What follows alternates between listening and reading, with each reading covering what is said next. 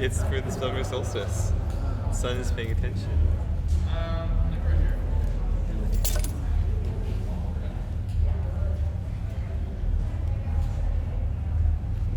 My friends and their friend, I told them to bring a bunch of blankets and pillows. And they're looking good. That's my friends in the front with blankets and pillows. Yeah.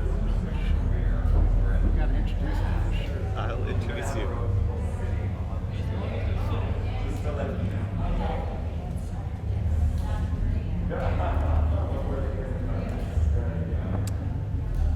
When's the video come in?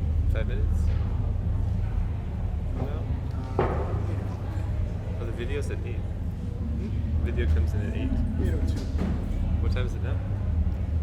10 minutes. Oh. So we have 10 minutes until the video. We're not So even we can get up and do it.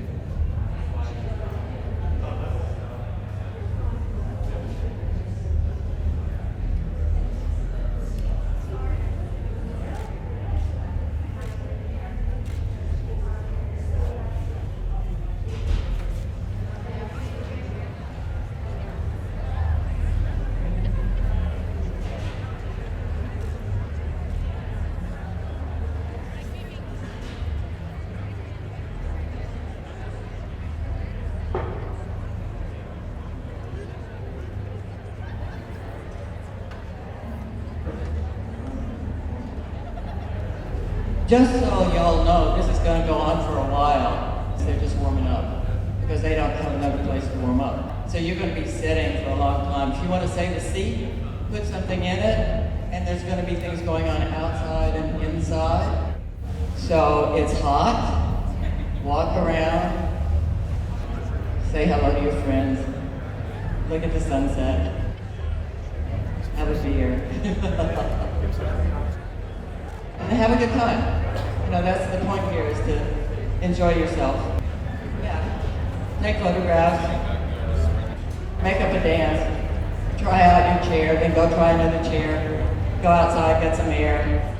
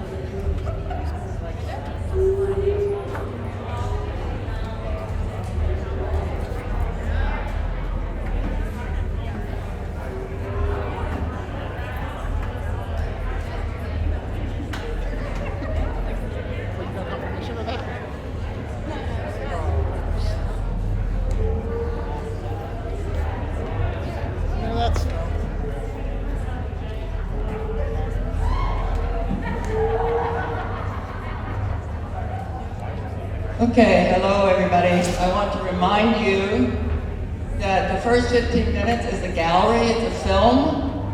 There will be things happening outside and inside. And so I advise you not to get stuck in a chair. You're welcome to walk around, walk outside, inside, put something in place so you will have a seat before the festivities of the bodies who love the pleasure of dancing start. You're going to get cranky. Because as soon as the film starts, we're going to open both doors so you can go outside and inside. I mean, you're even welcome to just walk right up here and look. It's like, what is this? What is this? What does this say? And the sunset is beautiful from over here.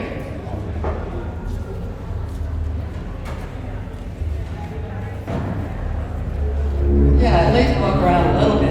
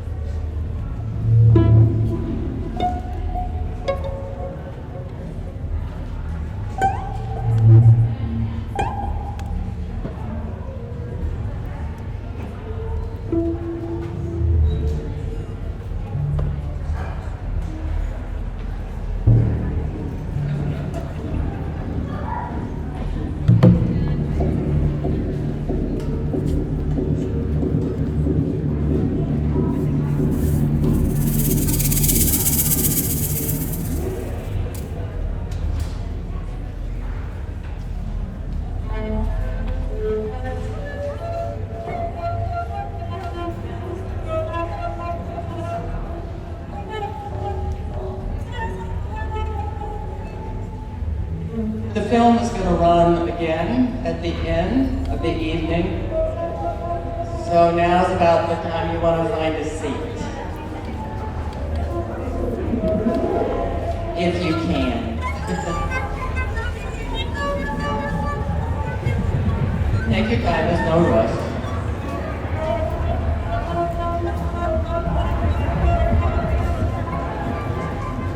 Stay out there a little while. It's very nice.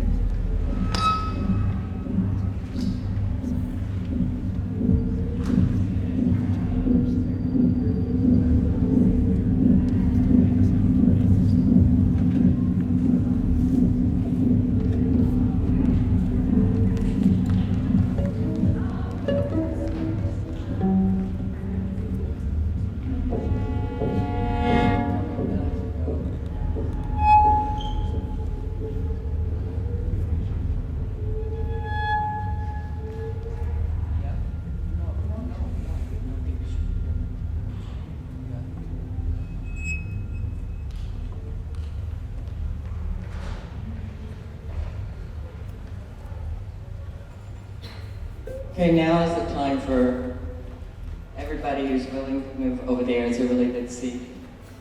And so it's not so crowded over here. It's a better seat for you. Thank you.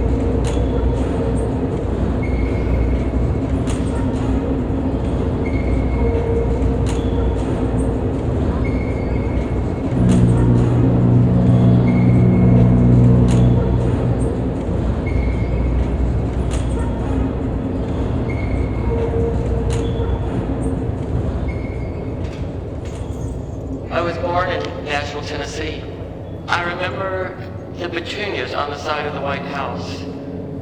The memory of a snapshot without an entrance or a transition or an exit into anything. It seemed like there was water pouring from the gutters, gravel in the valley. I remember the petunias on the side of the White House. The memory of a snapshot, no entrance or transition into anything. It seems like there was water pouring from the gutters, like gravel in the valley of the grass, and the smell of beauty without a scent, like swinging from the front porch, bare feet. The flowers laughed at me, trying to grasp the foreground and to create meaning from the background. There were Bibles on the table next to the TV, blaring the most recent baseball game. Black file dresses and flesh-colored stockings, flat pressed behind cardboard cutout sack dresses. And then there was ice cream. And I will love you forever and ever and ever.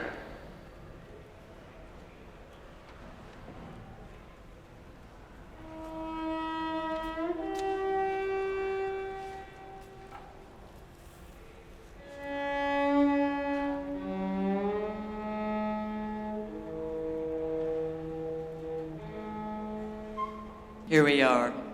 Congratulations. We got the job. Yeah, it's a little blinding. It won't last long. Not everybody is a sun gazer. So we're here basically to be together and to be with the sunset and to be with nature and to set our intentions for ourselves, for our loved ones, our families, for people across the world, for our ancestors, our future generations, and children's children and children's children. And we're also here to bring our oppositions and our warring naffs, our voices, our little egos, our crybabies, our big prides and our big saboteurs, predator and prey, our victims, our heroes, into a moment of unity and to have a conversation. And ask that the light come down and align into the heart and open the eye of the heart, the inner deep love. That deep love that knows no bounds. Sabur, patience, salam, peace. The word salam also means to heal. I am here to heal.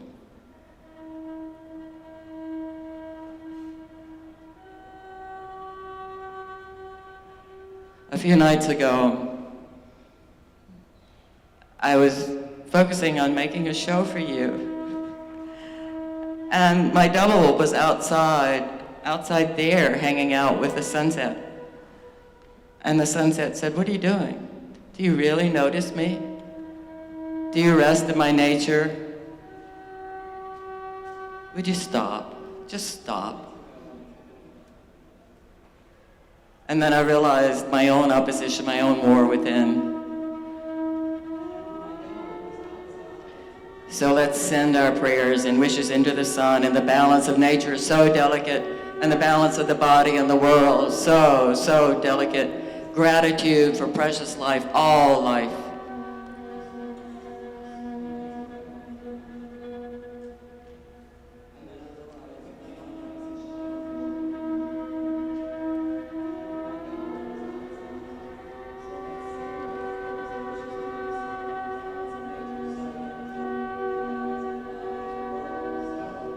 One, how to wake up. If you don't like what you see, first open your eyes. And if you don't like what you see, turn around and look at the other side of the world.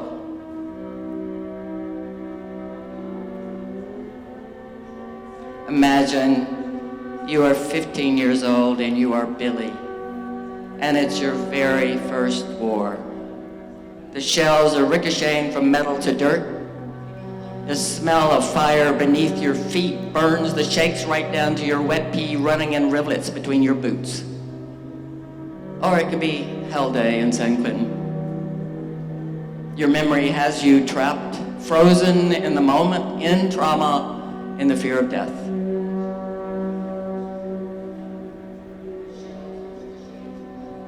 And I will love you forever and ever and ever, and that is beyond time and space.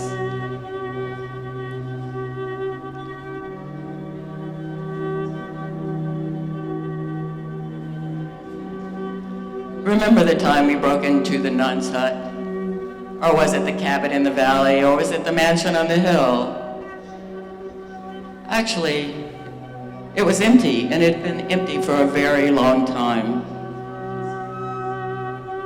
We went to the store, bought candles and a very fine bottle of wine, and tequila for the ghost.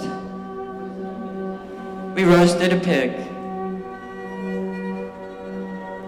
We were vegetarians, but it was to remember the smell of burning flesh.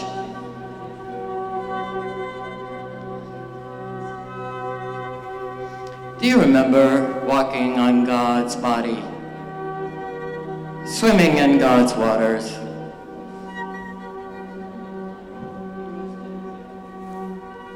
I love this planet like the sun loves the moon. Like the Australians love their wild animals, like the body loves life.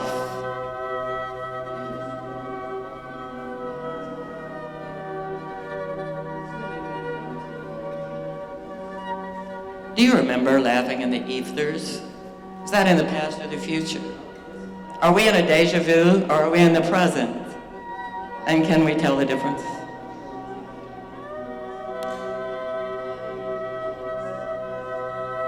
Hey, Jesse, I don't know where you are right now, but would you crawl into that room, into that cave, and dream, and wake us up, be a surrogate for the planet? And I'll stay outside and hold sacred space. You know, I'm practicing walking on water. I can't swim, but I'm here for the long haul. So I'm in training. And the wind does not wait for our permission.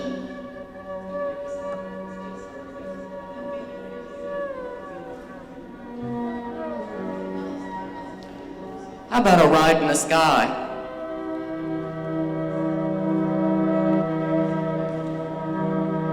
A bridge between worlds, a no war zone forever and ever and ever.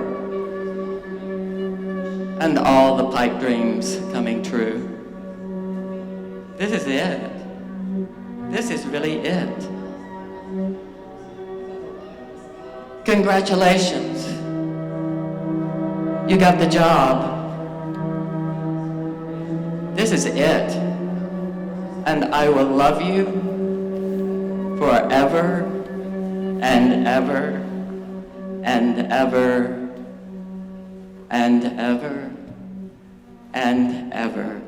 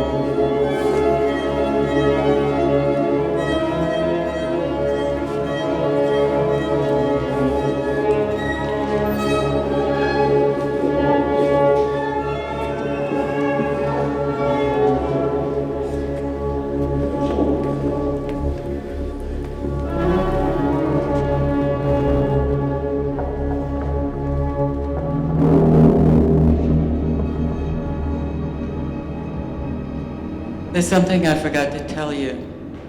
There's a pre-show and a show, and a second show and a post-show.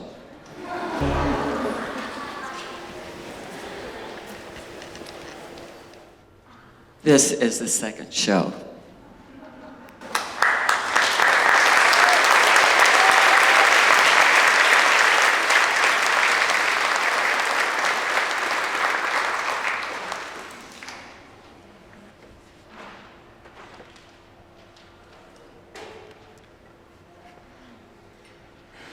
How to wake up. When you open your eyes, make sure you can see. And by that I mean make sure you are observing what is actually around you and not just assuming that things are where you left them or where you expect them to be.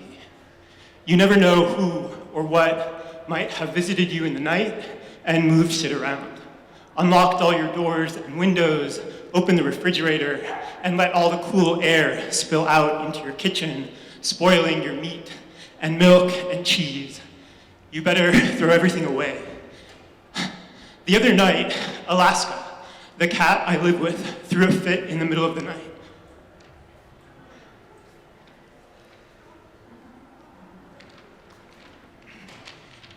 She jumped up on the bed and writhed against me, clawing at my chest. She was furious, I think, but also ecstatic. She gets into these states that I think are fits of desire. Touch me. And also, how dare you touch me? And how dare you not touch me? She is overwhelmed by her needs and desires. She is both repulsed by my hands and greedy for them. I know this state in my own body too. I want to be held and left alone.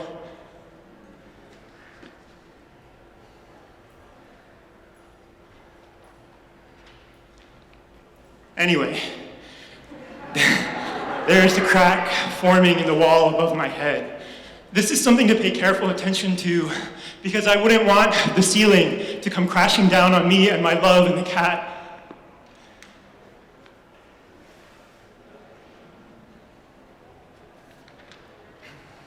There are parts of our hardwood floor that are falling apart, the wood splintering, nails sticking out. Our windows don't close all the way, and paint flakes off the wall into our coffee mugs and onto our plates. Danger is everywhere, isn't it? The risks you take just getting out of bed are enormous. Keep your eyes open. Spread your eyes out over your skin. Spread them into your blood and bones. See with your whole body.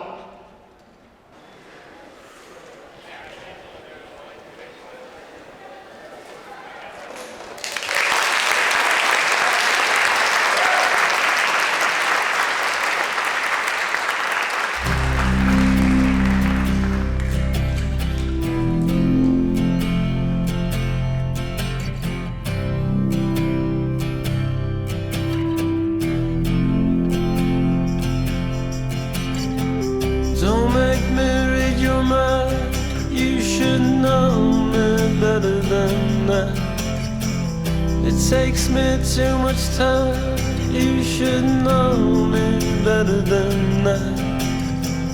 You're not that much like me, you should know me better than that. We have different enemies, you should know me better than that. I should leave it alone, but you're not right. I should leave it alone, but you're not right.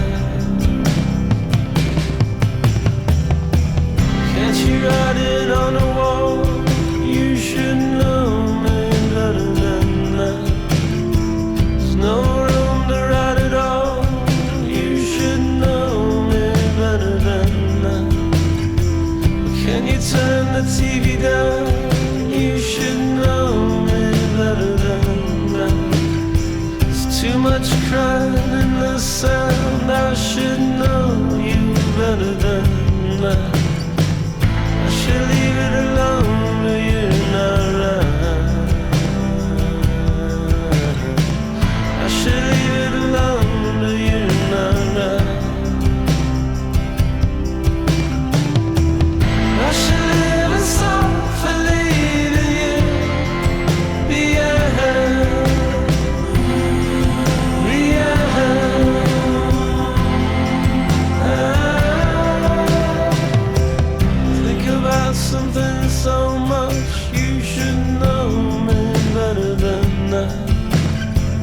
start to slide out of touch. You should know me better than that. Tell yourself it's only noise. You should know me better than that. Learn to appreciate the void. You should know me better than that. I should live in sorrow for leaving you behind, behind.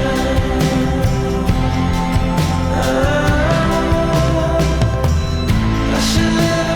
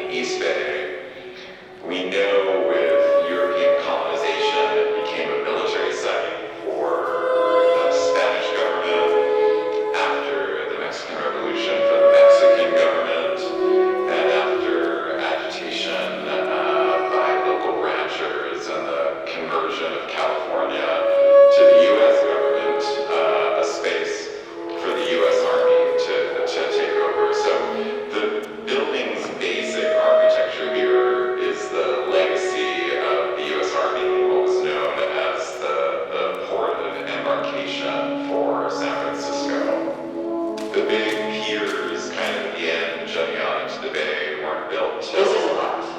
This is not your red Lamborghini. This is not your black. This is not your Jeep, your funky jalopy. This is not your house. This is definitely not your social.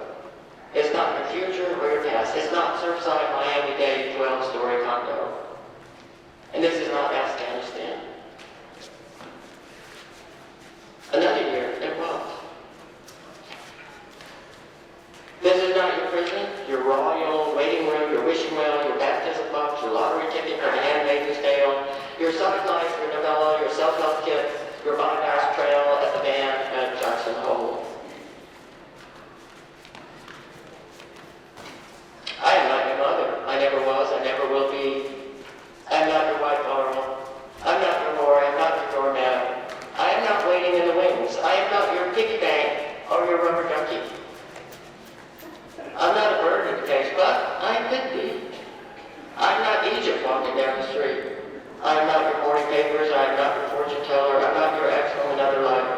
Whatever you've made up, I am not that. I'm not your victim, I'm not your predator or your prey, I'm not your princess, I'm not your albatross. I'm not your savior. I am not that.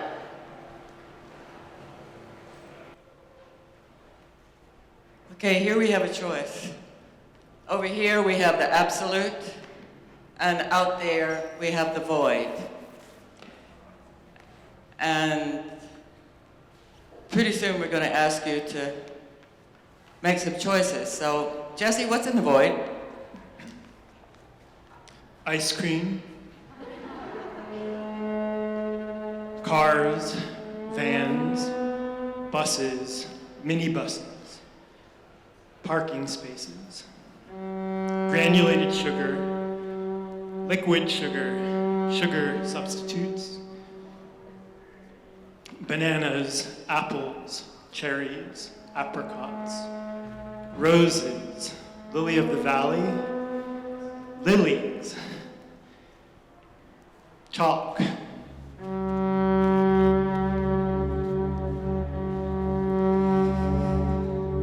Did you say anything about masks? KN95 masks, N94 masks, cloth masks, fringed masks. What about straws? Paper straws, plastic straws, metal straws, straws made of some indescribable, degradable material. I like cats. Lions, cheetahs, tigers, house cats. They're gonna outlast us all. They know no bounds. They are wild inside.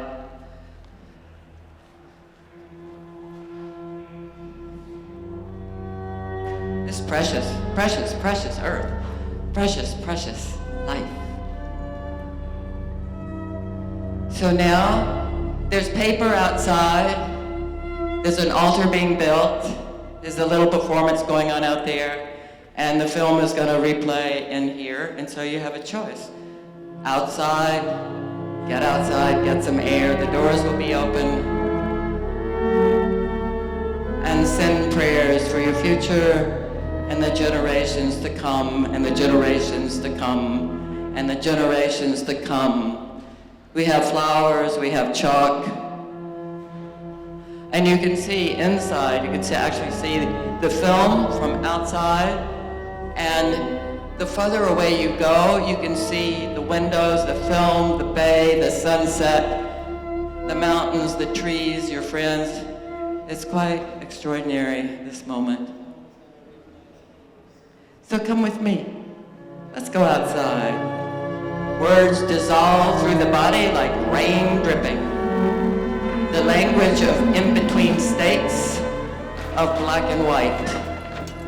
Yes and no. Right and wrong.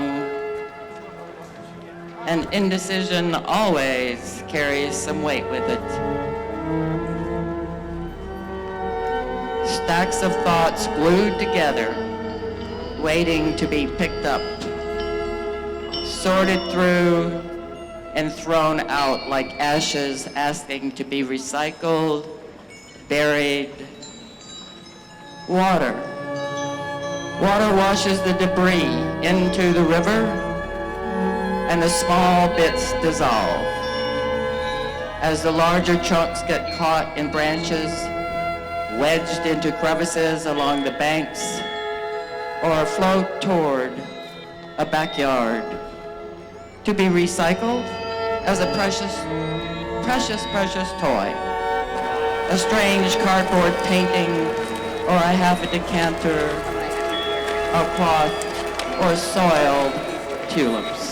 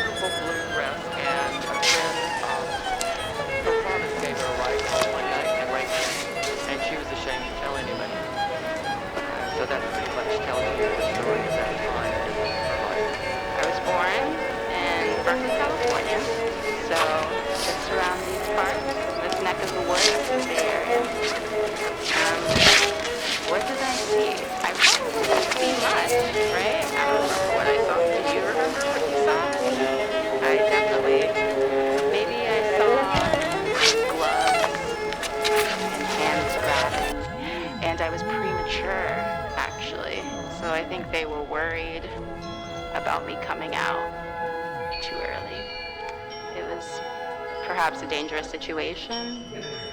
Yeah, what did I see and hear and feel? I feel curious about that question. I can't remember many smells at that age, though I do remember just the constant sound of traffic, because I live right on the West Side Highway, which is like It runs from the top of Manhattan all the way down to the bottom of Manhattan. And it just happened to me like the ocean after some time. If I was like tired, I would just tune into the sound of traffic. And I would start to feel like I was like on the bus or something. It was just tapping in the truck. Whatever else passing by all night, it never stops. The door never stops. Nací en la Ciudad de México, en una balsámica y cuando nací mucho movimiento, muchas luces y como que hubo como que estaba muy lista para llegar a la tierra, entonces no recuerdo mucho de lo que vi, pero recuerdo la sensación de mucha euforia y necesidad de llegar a casa con una agenda. So I was born in Olongapo City, Philippines, in 1990, and I'm not sure if I remember what I thought or felt or saw, but I think if I was ready to be born, I thought I was ready to be alive and live, and I think the longer that I live, the more I realize that it's actually quite hard to be prepared for all that, like, life can bring and give. So I don't know if I was actually ready, but I was here, and I came out and survived the journey through the canal. But bless my mom for sticking it through and popping me out. I was born in Topeka, Kansas, at the Topeka Birth and Growth Center, where my Aunt Libby was a midwife. And the first sound I ever heard was the bagpipes. My grandma Stu is a major Scotsman, and he wore a kilt. And my mom says I was born in 5 hours, and she only grunted once. And that she jogged on the day I was born, so she's very proud of that. So, I'm not sure what I thought the minute that I was born.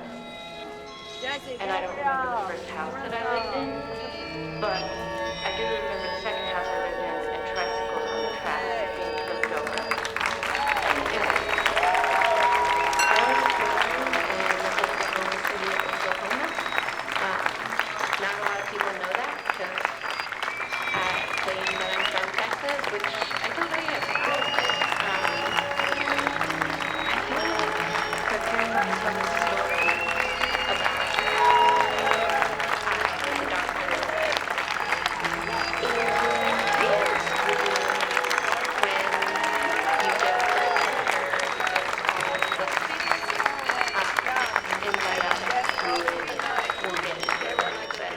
they always tell the story that I came out like screaming as loud as I possibly could. I was born in Boston, Massachusetts in the early fall of 1978 in the morning of September 14th. Apparently I was a very big bird. And as a baby, I think I was happy and fat. Born in Nashville, Tennessee, you know, and I was born at like 10 or 11. I don't remember very much about being born except the hospital was cold. And I didn't know where I was.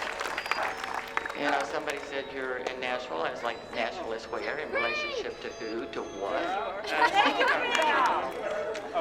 Oh, my poor mother. She is from the Philippines, and so if you want to let she's short.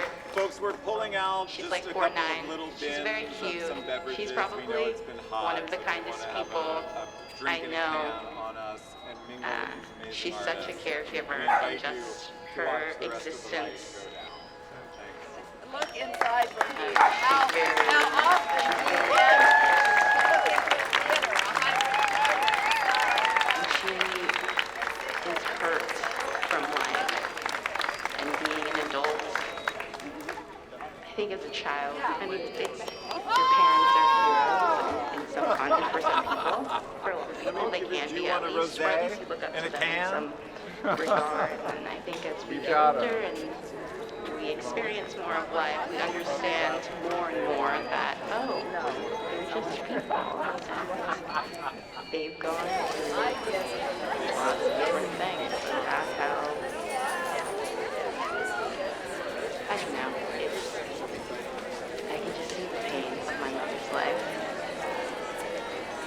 in the way that she exists now. It's very unfortunate. There's so much help. My mom, I know the reasons like she's a source for like talk and my sort of bougie son. She used to make me job on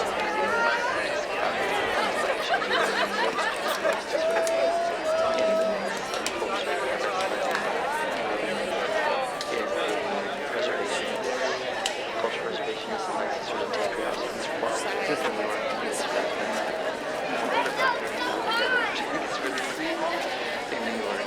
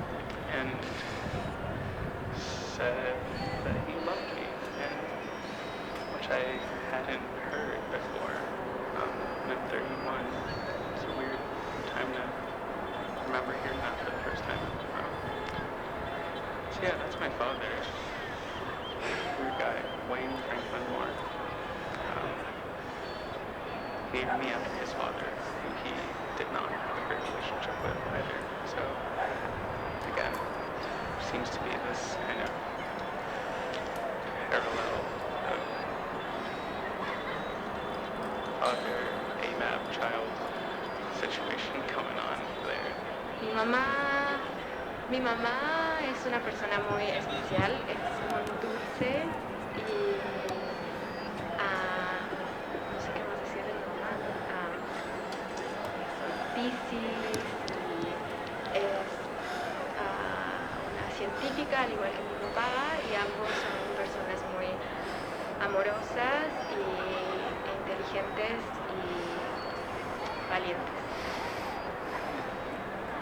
Mi familia es una familia muy grande, yo soy hija única, pero crecí en una familia muy grande, llena de primos, tíos y todos pues nos apoyamos mucho y nos queremos mucho.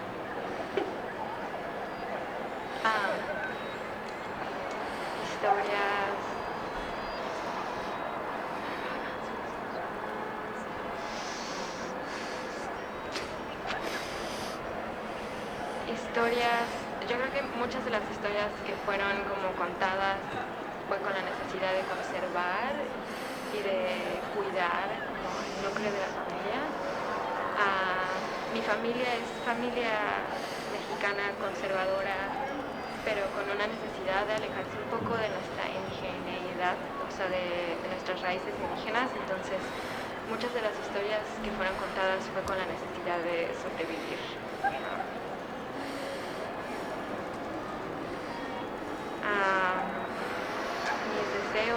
Mis deseos y mis reflexiones, yo creo, pues mucho tiene que ver como con el ser mujer, yo creo. Mi familia, pues al ser como, no sé, como que tiene muchas raíces de los roles de género